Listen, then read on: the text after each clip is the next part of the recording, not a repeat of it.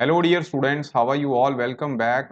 तो dear students, आज आप लोगों का ट्वेल्थ क्लास का फिजिक्स का पेपर था, लेकिन कुछ क्वेश्चंस जो है वो टेंथ क्लास लेवल के ही आ गए हैं बच्चों आपको। ठीक है, तो ये ऐसा पेपर अभी तक हिस्ट्री में नहीं आया, इतना इजी पेपर। तो इसमें सबसे पहला क्वेश्चन तो बहुत इजी था कि principal axis of the spherical mirror, इसको डिफाइन करना है, जो कि पी और सी में से जो लाइन पास करती है उसको बोलते हैं। और पॉइंट सोर्स से बच्चों जो लाइट निकलती है उसका वेव फ्रंट जो बनता है वो बच्चों क्या है, स्फेरिकल वेव फ्रंट बनाएगा। वर्क फंक्शन क्या होता है, ये मिनिमम अमाउंट ऑफ एनर्जी है that is required to liberate an electron from the surface of metal. उसके बाद है नेक्स्ट डिके कांस्टेंट था। ये प्लस टू का पेपर का क्वेश्चन लग रहा है, ऊपर वाला भी चलो लग रहा है। तो decay constant of the radioactive element is defined as the reciprocal of the time interval after which the number of atoms of the radioactive element reduces nearly to 1/e times the original number. Okay, इसमें n जो है 36.8%, N naught रहेगा, N naught original number होंगे। Doping आपको पता है, ये एक प्रोसेस है जिसमें आप कंडक्टिविटी अगर किसी सेमीकंडक्टर की इंक्रीज करनी है तो उसमें आप इम्प्योरिटीज ऐड करते हो। उसके बाद नेक्स्ट विच स्नेल्स लॉ था। स्नेल्स लॉ भी बच्चों टेंथ क्लास में ही आता है, sine i upon sine r is equal to mu. ठीक है, ये रिफ्रैक्शन का स्नेल लॉ आपने डिफाइन करना था। पावर पावर भी ये क्वेश्चन भी बहुत इजी था कि power is equal to 1/f, जिसमें फोकल लेंथ जो है वो आपको फाइंड आउट करनी थी। तो f is equal to 1/p, यानी कि ये 1/-1.5 आ गया, तो ये माइनस 0 पॉइंट कितना 6 7 या 666 मीटर इसमें आंसर आना था। ठीक है, उसके बाद आपने नेगेटिव साइन इसमें आ रहा था, उसके बारे में बताना था। तो नेगेटिव साइन इंडिकेट कर रहा है ये कनकेव लेंस है। ठीक है, उसके बाद नेक्स्ट कौन सा फोटोन ज़्यादा एनर्जेटिक है बच्चों, इसका आंसर वॉयलेट आना था, क्योंकि इसकी वेवलेंथ जो है रेड फोटोन से कम होती है। नेक्स्ट था कि it is difficult to remove the electron from the copper than sodium. बच्चों सोडियम का आयोनाइजेशन पोटेंशियल जो है वो लो होता है। ठीक है, इसका लो आयोनाइजेशन पोटेंशियल लो होने के कारण इलेक्ट्रॉन्स जो है इजीली इसमें से रिमूव कर जाते हैं रादर देन दी कॉपर। तो कॉपर का आयनाइजेशन पोटेंशियल जो है आपने लिखना था कि इसका हाई आयनाइजेशन पोटेंशियल होने के कारण, यानी कि हाई आयनाइजेशन एनर्जी होने के कारण इलेक्ट्रॉन रिमूव करना डिफिकल्ट होता है। आगे बच्चों lambda is equal to h upon m B.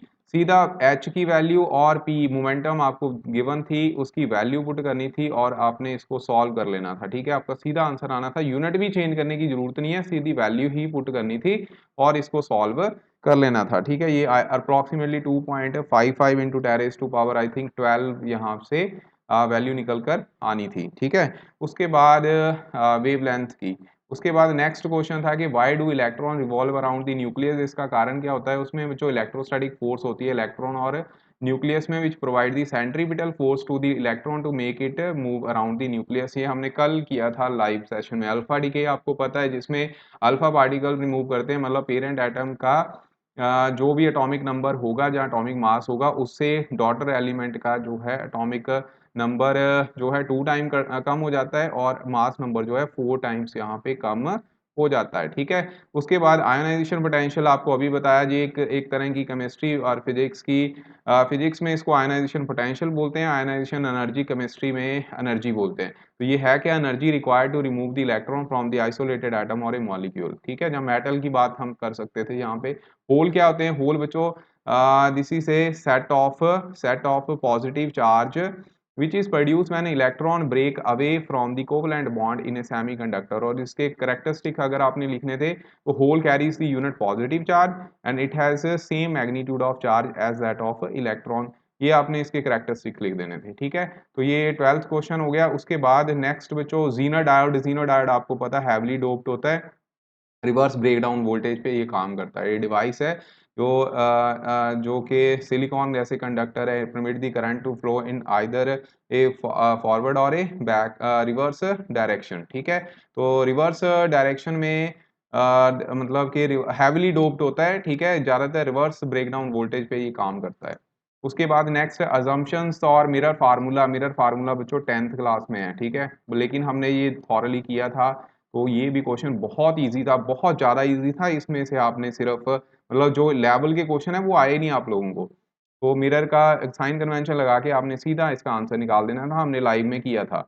उसके बाद यंग डबल स्लिट एक्सपेरिमेंट में इसमें ये बच्चों एप्लीकेशन आ गई यंग्स की, सीधा यंग्स का क्वेश्चन ही आया आपको, उसका न्यूमेरिकल आ गया, तो न्यूमेरिकल और में ही था, आपने फिर मुझे लगता है बिना मेरा फार्मूला ही किया होगा। तो वेवलेंथ इसकी गिवन थी, ठीक है। उसके बाद एंगुलर वेट 0.1 डिग्री में दी हुई थी, ठीक है। उसको आपने क्या है पहले ये पाई बाय 180 के साथ मल्टीप्लाई कर देना था, ठीक है। उसके बाद यहाँ से एंगुलर वेट जो है वो निकालनी थी फ्रिंज की, थीटा लैम्डा बाय थीटा का फार्मूला लगा के, ठीक है।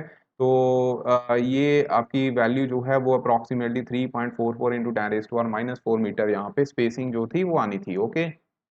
बोहर का पेस्टलेट लगा के आपने m b r is equal to n h upon 2 pi ये वाला फार्मूला ड्राइव करना था, हमने किया हुआ है, ये हमने लाइव में सेशन में किया था, ठीक है। उसके बाद नेक्स्ट क्वेश्चन था न्यूक्लियर फोर्सेस, ये भी क्वेश्चन हमने बच्चों लाइव में बहुत बच्चों ने मुझे क्वेश्चन पूछा था, तो हमने इसका आंसर जो था बार बार किया था और ये क्वेश्चन आपको पेपर में आ गया।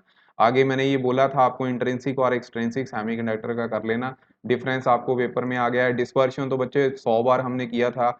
17th क्वेश्चन ये भी बहुत ही इजी क्वेश्चन आया है आपको, ठीक है। और लास्ट में जो हाइगन प्रिंसिपल के बेसिस पे, वेव थ्योरी के बेसिस पे आपने लॉ ऑफ रिफ्लेक्शन जो थी वो करनी थी, ठीक है। ओवरऑल पेपर आपका बहुत ज़्यादा इजी आ गया फिजिक्स का, ठीक है। ऐसा पेपर आज तक नहीं आया पीएससीबी में, ठीक है। तो आप लोगों को एडवांटेज है बच्चों, बेस्ट विशेस हैं अब मैथ्स पेपर के लिए, ठीक है। तो अपने अपने आप कमेंट जरूर लिखना कि कैसा पेपर आप लोगों का हुआ है। Thank you so much, love you all, stay connected बच्चे, बाकी बच्चों को जरूर ज्वाइन करवाना, आप लोग भी चैनल अब ज्वाइन करके ही रखना, ठीक है। थैंक यू, बाकी बच्चों को भी इनकरेज करो जो नए वाले बच्चे हैं, ताकि वो चैनल को सब्सक्राइब करें और यहाँ से लाइव जो भी सीखना चाहता है वो सीख सकता है, ठीक है। Thank you so much, thanks for being with me बच्चों, God bless you, best wishes in the future, thank you.